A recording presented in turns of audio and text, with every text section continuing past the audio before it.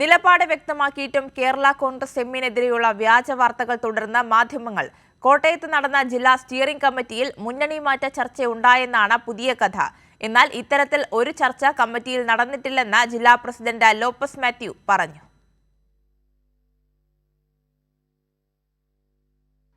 കേരള കോൺഗ്രസ് എമ്മിന്റെ മുന്നണി മാറ്റ ചർച്ച സംസ്ഥാന നേതൃത്വം പൂർണ്ണമായും തള്ളിക്കളഞ്ഞിരുന്നു. എന്നിട്ടും ഇത് സംബന്ധിച്ച് മാധ്യമങ്ങളുടെ കള്ളപ്രചരണം തുടരുകയാണ്. കഴിഞ്ഞ ദിവസം കോട്ടയത്ത് ചേർന്ന സ്റ്റിയറിംഗ് കമ്മിറ്റിയിൽ മുന്നണി മാറ്റ ചർച്ച ഉണ്ടായെന്നാണ് പുതിയ കഥ. ഈ വാർത്ത തികച്ചും അടിസ്ഥാനരഹിതമാണെന്ന് ജില്ലാ പ്രസിഡന്റ് വ്യക്തമാക്കി. കേരള കോൺഗ്രസും ഇടതുപക്ഷ മുന്നണി വിട്ട് UDF ചേക്കേറണമെന്ന ചർച്ച ഇന്നലെ കോട്ടയത്ത് സ്റ്റിയറിംഗ് കമ്മിറ്റി ഉണ്ടായി എന്ന് പറയുന്ന വാർത്ത പച്ച നുണയാണ്. അങ്ങനെ ഒരു ചർച്ച ഇവിടെ ഉണ്ടായിട്ടില്ല. ചർച്ച ഉണ്ടായത് ശ്രീമാൻ ജോസ് കെ മാണി നയിക്കുന്ന മധ്യമേഖലാ ജാഥ വിജയിപ്പിക്കാൻ സംബന്ധിച്ച് മാത്രമാണ്.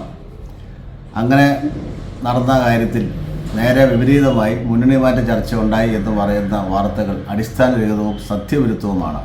കേരള കോൺഗ്രസ് എം ചെയർമാൻ നയിക്കുന്ന LDF മധ്യമേഖലാ ജാഥ വിജയിപ്പിക്കാനുള്ള ചർച്ചകളാണ് യോഗത്തിൽ ഉണ്ടായത്.